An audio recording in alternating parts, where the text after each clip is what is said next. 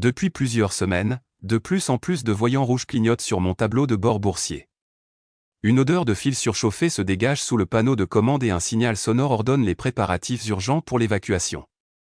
Cette situation m'agace car elle m'éloigne de mes activités estivales quotidiennes consistant à paresser au soleil, sauter dans la piscine avec un gonflable licorne, siroter des cocktails de fruits avec une paille en forme de flamant rose échillé.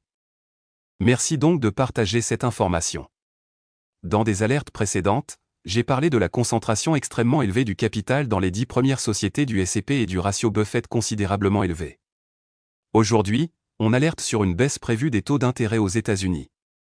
Les réductions précédentes se sont toujours soldées par des baisses plus ou moins profondes du marché boursier américain. Dans ce graphique du site Macrotran, lien dans la description, la ligne bleue indique le niveau de l'indice S&P 500 et la ligne orange indique le niveau des taux d'intérêt.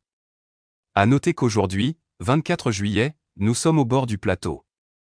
Il en était de même en 2007 et même en 2019. Le plateau a été suivi d'une chute d'une falaise dans l'abîme de la récession. Le commerçant jouera sur ces baisses. Mais si vous n'êtes pas un joueur, il serait sage d'envisager de retirer votre capital pendant cette période incertaine et de retourner sur la salle des marchés lorsque la poussière sera retombée.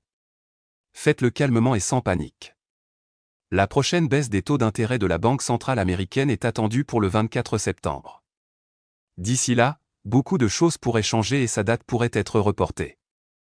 Cependant, n'oubliez pas qu'au cours de la dernière semaine de juillet, les rapports financiers de plusieurs entreprises technologiques importantes à la tête de ce marché haussier sont publiés.